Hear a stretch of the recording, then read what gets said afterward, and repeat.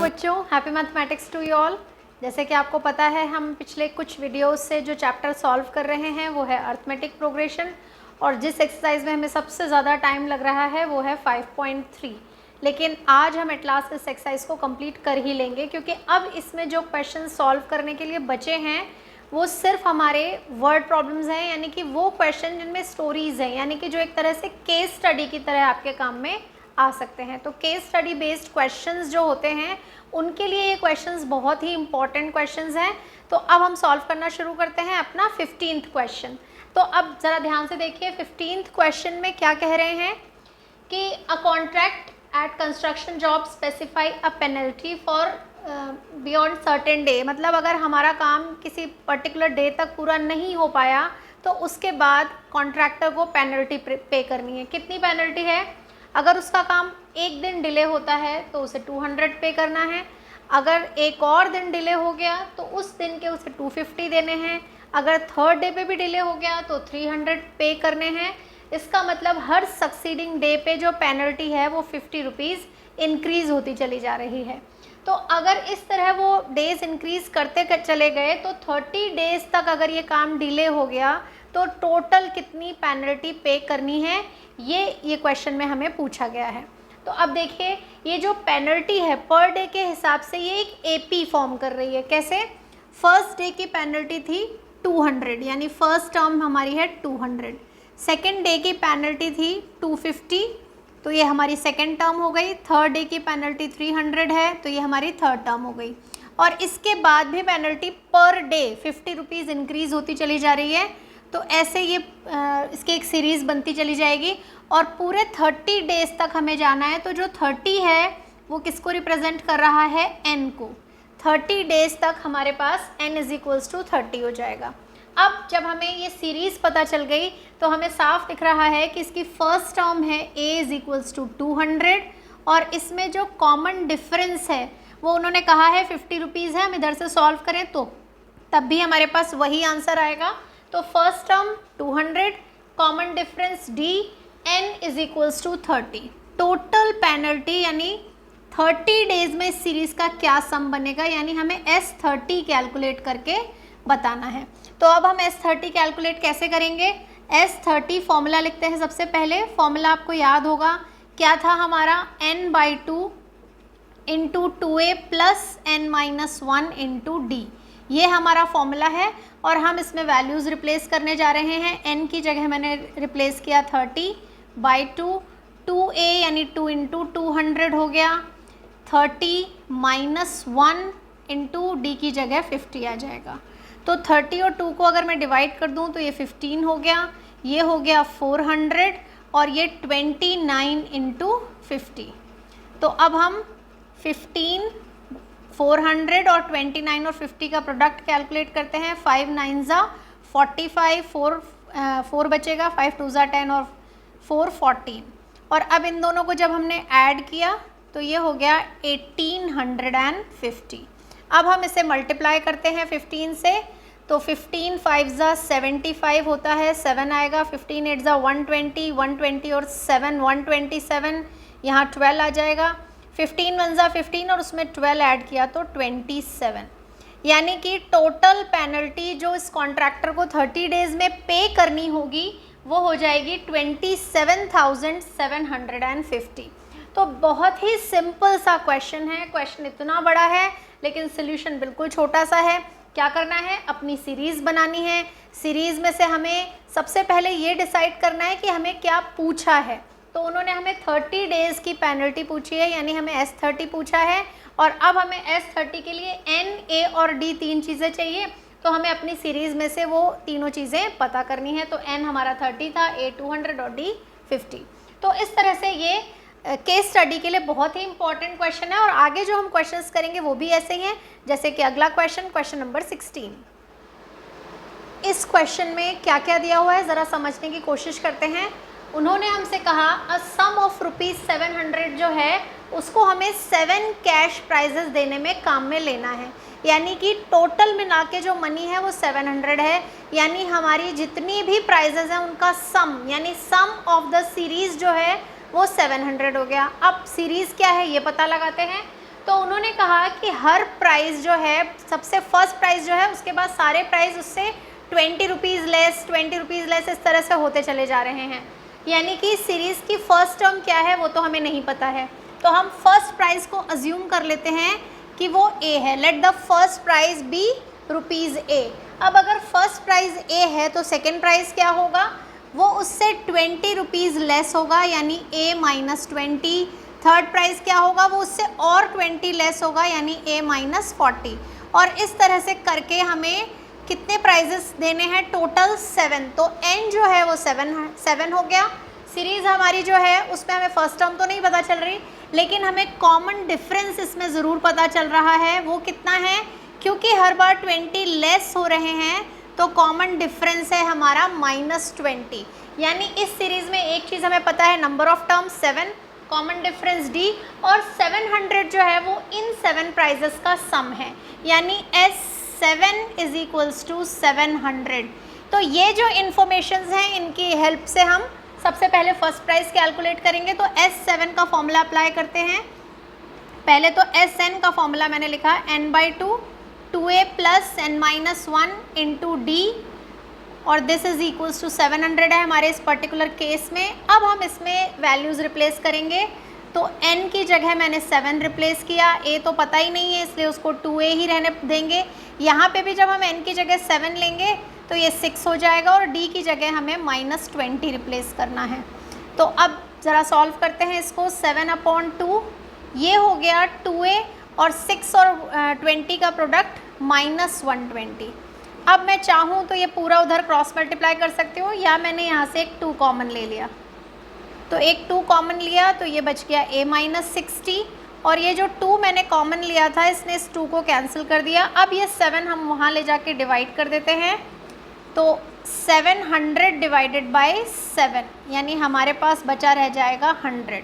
तो जब हम a कैलकुलेट करने जाएंगे तो वो होगा 100 + 60, यानी फर्स्ट प्राइस जो है वो कितने रुपीज़ का है, 160 रुपीज़ का है। तो फर्स्ट प्राइस है हमारा ₹160, उससे अगला जो है 20 लेस है 140, उससे अगला और 20 लेस है 120, फिर उससे अगला और 20 लेस है 100, फिर और 80, फिर उसके बाद ₹60, और लास्ट प्राइस जो है हमारा वो हो जाएगा ₹40 का। तो इस तरह से हमारे जो प्राइस मनी है हमें पता चल गई है। इसी क्वेश्चन को हम ऐसे भी कर सकते थे कि यहाँ हमने सबसे बड़ा प्राइस जो फर्स्ट प्राइस है उसे ए अज्यूम किया, इसके बजाय कुछ लोग ये जो लास्ट प्राइस है इसे भी ए अज्यूम कर सकते थे कि सबसे छोटा प्राइस अगर ए है तो उसका जो नेक्स्ट प्राइस है वो a+20 हो जाएगा, उससे अगला a+40 हो जाएगा। तो हम इस तरह भी क्वेश्चन सॉल्व कर सकते थे। उस केस में ये जो d होता है ये -20 की बजाय +20 होता, और जब हम इसे सिंप्लीफाई करके लास्ट टर्म पे पहुंचते तो a की वैल्यू 160 मिलने की बजाय हमें क्या मिलती, 40 मिलती। तो हम दोनों तरह से ये सीरीज़ फॉर्म कर सकते थे, बड़े प्राइस से छोटे प्राइस की तरफ भी और छोटे प्राइस से बड़े प्राइस की तरफ भी। लेकिन क्योंकि हमें जनरली फर्स्ट प्राइस पहले कैलकुलेट करना है तो बेटर रहेगा कि हम यही वाला मेथड काम में लें। तो क्वेश्चन नंबर 16 के बाद सॉल्व करेंगे क्वेश्चन नंबर 17। इस क्वेश्चन में कहा गया है कि एक ट्री प्लांटेशन प्रोग्राम चलाया गया है स्कूल में। किस तरह से चलाया है, उन्होंने कहा है कि हर एक क्लास, जिस क्लास में बच्चे हैं वो बच्चे जिस क्लास में हैं उतने ही ट्री प्लांट करेंगे। पढ़ते हैं एक बार क्वेश्चन को। In a school students thought of planting trees in and around the school to reduce air pollution. It was decided that the number of trees that each section of each class will plant will be the same as the class. यानी क्या मतलब हुआ कि अगर class 1 के बच्चे tree plant करेंगे तो वो एक ट्री प्लांट करेंगे एक सेक्शन, तो क्लास 1 के बच्चे एक ट्री प्लांट करेंगे, लेकिन क्योंकि वहाँ पे 3 सेक्शंस हैं तो इसको मल्टीप्लाई बाय 3 करेंगे, यानी क्लास 1 के बच्चे 3 ट्रीज़ प्लांट करेंगे। क्लास 2 के जो बच्चे हैं वो 2 ट्रीज़ प्लांट करेंगे, लेकिन क्योंकि उनके भी 3 सेक्शंस हैं तो उनका हो जाएगा 2 × 3। क्लास 3 वाले 3 ट्रीज़ प्लांट करेंगे और उनके भी 3 सेक्शंस हैं। तो इस तरह से हमारे पास ये एक सीरीज़ बनती चली जाएगी, और ऐसा हम 12th क्लास के बच्चों तक करेंगे तो 12 3 36 तक हमारी ये सीरीज़ जाएगी। तो अब ये सीरीज़ बन क्या रही है, 3, 6, 9, 12 and so on up to 36। यानी कि क्लास 1 के बच्चे 3 ट्रीज़ प्लांट करेंगे, क्लास 2 के बच्चे 6 ट्रीज़ प्लांट करेंगे। इस तरह से ये हमारी सीरीज़ बन गई है। टोटल नंबर ऑफ ट्रीज़ कितने हैं, तो अब ध्यान से देखिए सीरीज़ में हमें क्या पता चल रहा है। सबसे पहले इसकी फर्स्ट टर्म जो कि 3 है, उसके बाद इसका कॉमन डिफरेंस जो कि 6 है। अब हम इसे लास्ट टर्म कह सकते हैं an, और अदरवाइज़ क्योंकि यहाँ 12 क्लासेस हैं तो हम कह सकते हैं कि इस सीरीज़ में n की वैल्यू क्या है, 12 है। 12 क्लासेस तो 12 n की वैल्यू हो गई। अब हमें ये सब पता चल गया तो हमें S12 कैलकुलेट करना है, सीरीज़ के 12 टर्म्स का सम। सबसे पहले फॉर्मूला लिखते हैं n/2 into 2a plus n-1 into d, और इसमें वैल्यूज़ रिप्लेस करते हैं। n की जगह 12/2, 2 इंटू 3, a की जगह 3 लिखा है मैंने, यहाँ पे 12 - 1 करूँगी तो ये 11 हो जाएगा, और d भी हमारा 3 है तो ये हो गया 12/2 6, 2 3 = 6 और ये 33 और 6 का सम 39, और अब हम इसे मल्टीप्लाई करेंगे। 6 9 = 54 होता है, 6 3 = 18, 18 + 5 23, यानी टोटल नंबर ऑफ ट्रीज़ जो ये पूरा स्कूल के बच्चे प्लांट करने वाले हैं वो हो जाएगा 234, यानी 234 ट्रीज़ प्लांट किए जाएंगे। तो ये भी हमारा केस स्टडी के हिसाब से एक बहुत ही अच्छा क्वेश्चन है। तो मेन बात आपको समझ में आ रही होगी, मेन है सीरीज़ फ्रेम करना। अगर हमने एक बार सीरीज़ अच्छे से बना ली तो फिर हमें अपने क्वेश्चन सॉल्व करने में बिल्कुल भी देर नहीं लगेगी। तो अब हम करने वाले हैं क्वेश्चन नंबर 18। क्वेश्चन नंबर 18 क्या कह रहा है कि ये एक स्पायरल फॉर्म किया गया है। स्पायरल कैसे, सेमी सर्कल्स के थ्रू। जैसे ये पहला सेमी सर्कल है जिसकी लेंथ L1 है, इसकी रेडियस जो है वो AB है, जो जिसका सेंटर A है, और ये रेडियस कितनी है पहले स्पायरल की, 0.5। दूसरा स्पायरल वहाँ से स्टार्ट हुआ जहाँ पे पहला ख़त्म हो रहा है, वहाँ से शुरू होके यहाँ तक गया। इसकी रेडियस जो है वो इससे डबल हो जाएगी, 1 सेंटीमीटर की रेडियस है, 20 से इसकी रेडियस हो जाएगी और ये इसकी लेंथ हो जाएगी। इसी तरह जो तीसरा स्पायरल है वो एक सेमी सर्कल है जिसकी रेडियस 1.5 है, यानी सारे स्पायरल्स सेमी सर्कल्स हैं। तो सबसे पहले किसी भी एक स्पायरल की लेंथ कितनी हो जाएगी, तो वो होगी half of the semi circle of a circle, यानी हाफ इंटू 2πr, तो 2 से 2 कैंसिल, यानी कि सारे स्पायरल्स की लेंथ होगी पाई इंटू रेडियस, जो भी हर एक स्पायरल की रेडियस है। अब हम आते हैं पहला वाला स्पायरल, तो L1 है पहला स्पायरल, तो उसकी जो लेंथ है वो हो जाएगी पाई इंटू 0.5। जो दूसरा स्पायरल है उसकी रेडियस 1 है, इसलिए वो पाई इंटू 1 हो जाएगा। तीसरा जो है L3 वो पाई इंटू 1.5 हो जाएगा। तो ये जो सीरीज़ है, हमें क्योंकि सारे स्पायरल्स का सम निकालना है तो हमें इस सीरीज़ का सम करना है। अब ज़रा करते हैं कैसे होएगा इसका सम, क्योंकि इसमें 13 स्पायरल्स हैं तो S13 हो गया, पर ये AP है भी कि नहीं, चलिए पहले एक बार लिख लेते हैं।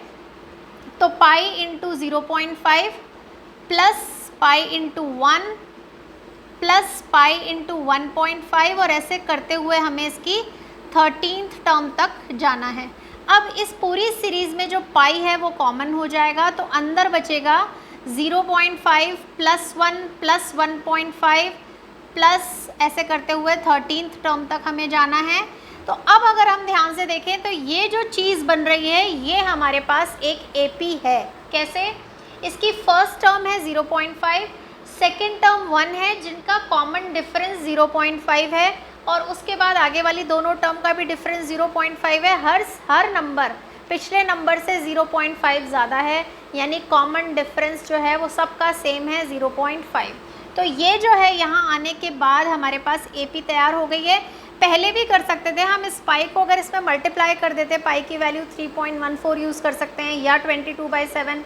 इस पर्टिकुलर क्वेश्चन में तो हमें कहा है कि पाई की जगह 22/7 यूज़ करना है, तो हम वो पहले भी रख सकते थे, पर पहले रखने से क्वेश्चन थोड़ा कॉम्प्लिकेटेड हो जाता है, इसलिए हमने पाई को तो कॉमन ले लिया और बचे हुए नंबर्स में क्या बना ली है अपनी AP। तो अब इस AP के लिए अगर मैं पूछूं कि इसका A क्या है, तो यहाँ हम साइड में लिख लेते हैं, इसका A है 0.5 और इसका D भी कितना है 0.5। तो अब हम इन 13 टर्म्स का सम करने जा रहे हैं। तो पाई अब यहाँ से हम फॉर्मूला अप्लाई करने जा रहे हैं जो कि है n/2। तो n/2 bracket 2a plus n-1 into D, ये फॉर्मूला हम यहाँ पे काम में लेने जा रहे हैं। पाई n की जगह हमने लिखा 13/2, a की जगह भी हमें 0.5 डालना है और d की जगह भी वही डालना है। n 13 है तो 13 - 1 12 हो जाएगा।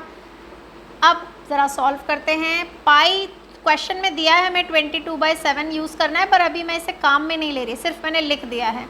0.5 को 2 से मल्टीप्लाई किया तो 1 हो जाएगा और 12 को 0.5 से मल्टीप्लाई करेंगे तो वो 6 हो जाएगा। अब क्या हुआ, 6 + 1 7 है जो इसे कट कर सकता है, इसीलिए मैंने इसे पहले सॉल्व नहीं किया था। तो अब ये 7 से 7 कैंसिल, 2 से 12, 22 को कट किया 11 और 11 × 13 सॉल्व करेंगे। मैं पहले भी आपको बता चुकी हूँ 11 से जब भी हम किसी नंबर को मल्टीप्लाई करते हैं तो 1 और 3 को कर रहे हैं तो पहले 1 फिर 3 और बीच में इनका सम 1 + 3 यानी 4 आ जाएगा। तो ये जो पूरा स्पायरल 13 टर्म्स का बनेगा ये 143 सेंटीमीटर का स्पायरल हो जाएगा। तो यानी हमारे स्पायरल की लेंथ है 143 सेंटीमीटर। तो देखने में क्वेश्चन थोड़ा कॉम्प्लिकेटेड था लेकिन इतना मुश्किल है नहीं। अगर हम पाई कॉमन लेके सॉल्व करेंगे तब तो ये बहुत ही जल्दी सॉल्व हो जाएगा। हाँ, अगर हम पाई को अंदर पहले मल्टीप्लाई करते हैं फिर सॉल्व करते हैं तो थोड़ा सा ट्रिकी हो जाएगा, तो अवॉइड कीजिएगा, पहले पाई कॉमन लीजिएगा फिर सॉल्व कीजिएगा। अब हम पहुंच गए हैं क्वेश्चन नंबर 19 में। अब ये क्वेश्चन क्या कह रहा है, 200 लॉग्स, जो वुडन लॉग्स होते हैं ऐसे हमारे पास 200 लॉग्स हैं जिनको एक प्रॉपर तरीके से अरेंज किया है। कैसे किया, सबसे पहले 20 लॉग्स सेट किए, यानी कि सबसे पहले जो हमारे पास नंबर ऑफ़ लॉग्स हैं वो है 20। उन 20 लॉग्स के ऊपर जो गैप बन गया उसमें 19 लॉग्स सेट किए। फिर दूसरी जो चीज़ है हमारे पास वो 19 है और इस तरह जब उनके बीच में गैप भरते जाएंगे तो एक एक लॉग कम होता जाएगा, 20, 19, 18 एंड सो ऑन। अब ऐसे करके हमें कहाँ तक जाना है ये हमें नहीं पता, क्योंकि उन्होंने हमें n इन्फॉर्मेशन नहीं दी है बल्कि पूछी है। उन्होंने हमसे पूछा है कि how many logs are in the top row, सबसे ऊपर वाली जो रो है उसमें कितने लॉग्स हैं और ऐसी कितनी रोज़ यहाँ पे बनेंगी। तो यानी कि हमें इसकी जो लास्ट टर्म है एक तो वो कैलकुलेट करनी है और इसमें नंबर ऑफ़ टर्म्स कितनी है वो कैलकुलेट करनी है। सीरीज़ ये जो नंबर्स दिख रहे हैं हमें ये AP में है, ये आपको नज़र ही आ रहा होगा। कॉमन डिफरेंस सबका सेम है, फर्स्ट टर्म इसकी 20 है, कॉमन डिफरेंस 19 - 20 या कोई भी दो कंसेक्यूटिव टर्म्स को माइनस कर लें तो वो -1 आ रहा है। और ये जो 200 है ये इन सारे लॉग्स का सम है। तो अगर हमें n पता होता तो हम कहते Sn = 200, लेकिन हमें n पता नहीं है, इसका मतलब हमें n कैलकुलेट करना है। तो हमारे पास 3 इन्फॉर्मेशन हो गई, a पता है हमें, d पता है और Sn पता है। हमें जो दो चीज़ें कैलकुलेट करनी है वो क्या क्या हैं, एक तो n पता करना है और एक जो लास्ट टर्म है उसमें उसकी वैल्यू क्या है, यानी नंबर ऑफ़ जो लास्ट रो है उसमें जो नंबर ऑफ़ लॉग्स हैं वो हमें पता करने हैं। तो ये दो चीज़ें हमें इस क्वेश्चन में कैलकुलेट करनी है। वैल्यूज़ रिप्लेस करना शुरू करते हैं। Sn की जगह n/2 × 2a + n-1 into d लिखना है हमें और अब इसमें वैल्यूज़ डालते जाते हैं। तो हमें n तो पता ही नहीं है इसलिए n तो एज इट इज़ रहेगा। a की जगह हम 20 रिप्लेस करेंगे और d की जगह हम रिप्लेस करेंगे -1। सॉल्व करते हैं। ये जो 2 है ये उधर क्रॉस मल्टीप्लाई हो जाएगा 200 की तरफ और यहाँ पे हमारे पास आएगा 40 और ये पहले बाहर n है फिर 40 फिर ये -1 से इसको मल्टीप्लाई किया तो -n + 1। तो अब ये बन गया n, 40 और 1 41 हो जाएगा, 41 - n और ये 400 हो गया है हमारे पास। तो ये सारी चीज़ें जो है हम एक तरफ कलेक्ट कर लेते हैं। तो 41n - n² और 400 भी मैं इधर ले आऊँ तो -400। अब क्योंकि इसमें स्क्वायर की टर्म आ रही है, क्वाड्रेटिक इक्वेशन बन गई है, पर हम इसे स्टैंडर्ड फॉर्म में ले आते हैं। तो -n² + 41n - 400 = 0, ये हमारी क्वाड्रेटिक इक्वेशन है। क्योंकि n² के साथ नेगेटिव साइन थोड़ा इनअप्रोप्रिएट लगता है इसलिए मैं इसमें से नेगेटिव कॉमन ले लेती हूँ। सारे साइन मैंने इसके चेंज कर दिए। तो ये है हमारी and equation.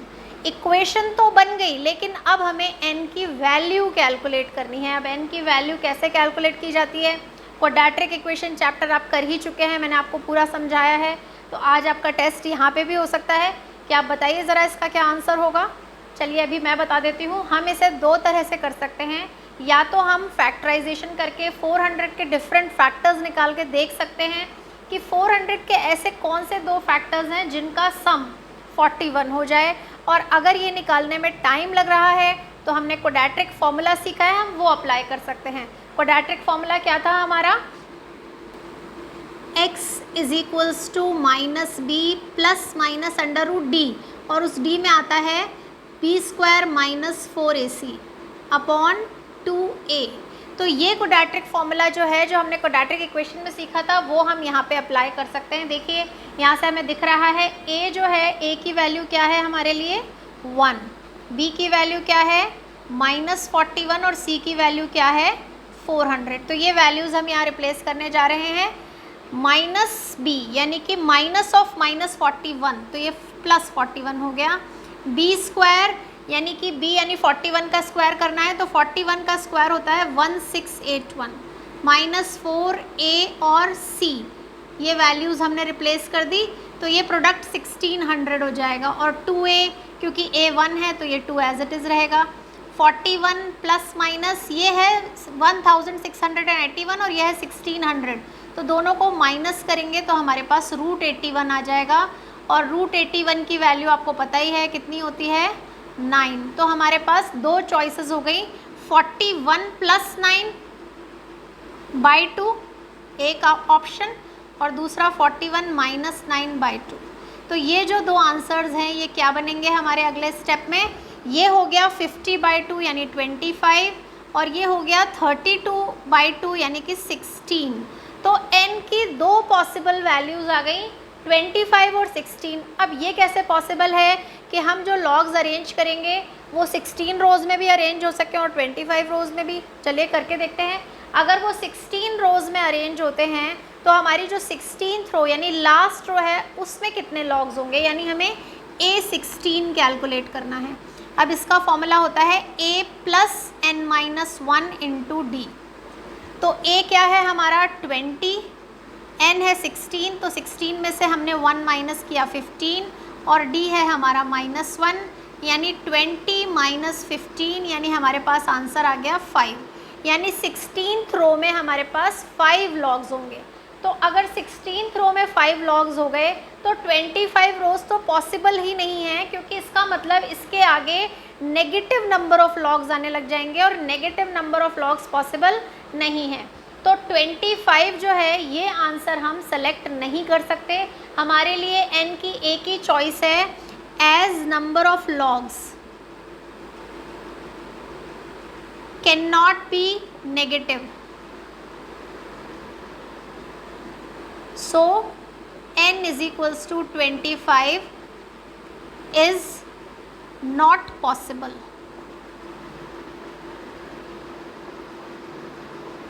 So n is equals to 16 हमारा पहला आंसर है।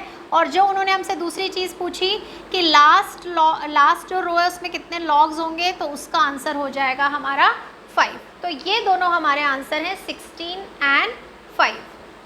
हाँ तो बच्चों अब हम हैं अपनी एक्सरसाइज के लास्ट क्वेश्चन पे, क्वेश्चन नंबर 20। इतना बड़ा क्वेश्चन लेकिन सोल्यूशन बहुत ही छोटा और सिंपल सा है। पहले क्वेश्चन को समझने की ज़रूरत है। उन्होंने कहा एक पोटैटो रेस है जिसके स्टार्टिंग पॉइंट पे एक बकेट है।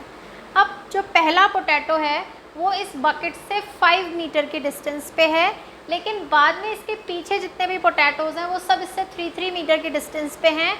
और ऐसे करते हुए यहाँ पे टोटल 10 पोटैटोज़ हैं। तो जैसे ही उन्होंने कहा 10 पोटैटोज़, यानी हमें पहली चीज़ बिल्कुल क्लियर है, n जो है वो 10 है, n 10 है यहाँ पे। और अब हम आते हैं कि हमारा a क्या है, d क्या है, वो सब कैलकुलेट करना है। उसके लिए हमें पहले सीरीज़ चाहिए। तो उन्होंने कहा एक कॉम्पिटिटर ने अपनी रेस इस बकेट से स्टार्ट की। बकेट से दौड़ते हुए वो पहले पोटैटो तक गए, यानी कि 5 मीटर की डिस्टेंस गए उन्होंने ट्रैवल की उस पोटैटो तक पहुंचने के लिए। लेकिन फिर वहां से पोटैटो को उठाया और वापस लाके बकेट में ड्रॉप कर दिया। यानी 5 जाना और 5 आना, तो यानी 5 मीटर 2 बार ट्रैवल किया, 5 2 ज़ा 10 मीटर की डिस्टेंस फर्स्ट राउंड में ट्रैवल की। अब यहाँ से तो ये पोटैटो चला गया, अब हमारे पास यहाँ पे पोटैटो नहीं है, अब हमारा नेक्स्ट पोटैटो इस जगह पे है, और ये जो जगह है ये बकेट से 5 मीटर तक यहाँ और 3 मीटर यहाँ, तो 5 + 3 8 हो गई ये वाली डिस्टेंस।